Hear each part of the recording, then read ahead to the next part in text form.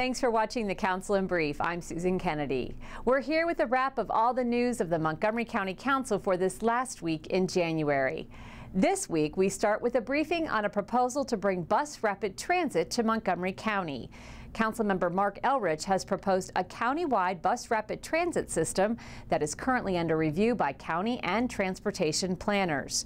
Mr. Elrich says BRT would provide faster, more efficient service than an ordinary bus line at more than half the cost of most transportation alternatives. So I look at it as, first of all, as a transportation tool. And if you're going to have economic development, the most likely way you're going to be able to attract people is if you can demonstrate a commitment to being able to move people. And Montgomery County will become less attractive and therefore more challenging in terms of maintaining or growing any kind of tax base, particularly a commercial tax base, if we don't demonstrate that we're serious about moving people. Councilmember Nancy Florine has introduced a resolution that urges the Maryland General Assembly to enact full marriage equality in the 2011 legislative session. She tells us this measure is a question of civil rights. Why should that be any different from me than it is from so many of my dear friends who have adopted children, who've owned homes together?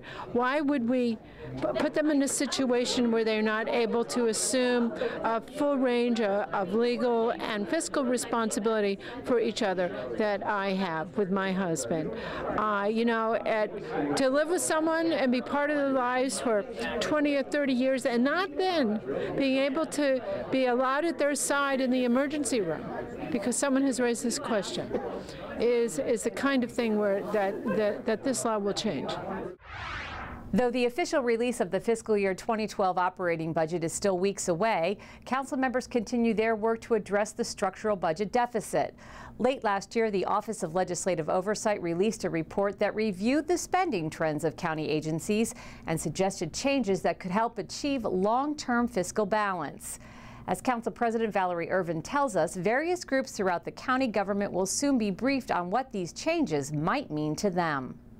This is our opportunity to go out to 5 areas, different geographic areas in the county, and have people come to us and hear about this structural budget deficit problem. And I think really when people understand what we're up against here at the council and at the county executive, in the executive branch, they get to sort of understand it along with us, and we're going to give them the opportunity to engage with us and ask us questions.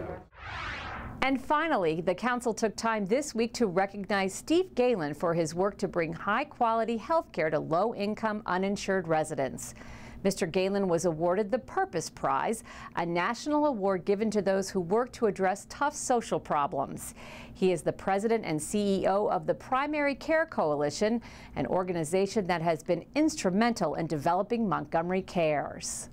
I spent 25 years in the federal government, and then the last 10, I've been working to increase access to primary care for low-income uninsured residents of the county. And we've gone from about 2,000 to almost 30,000, and it's been just a terrifically rewarding experience. Well, that does it for this edition of the Council in Brief. The Council will hold a town hall meeting next Wednesday, February 2nd at Key Middle School in Silver Spring. All residents are invited to come with their questions and comments. For County Cable Montgomery, I'm Susan Kennedy. Thanks for joining us.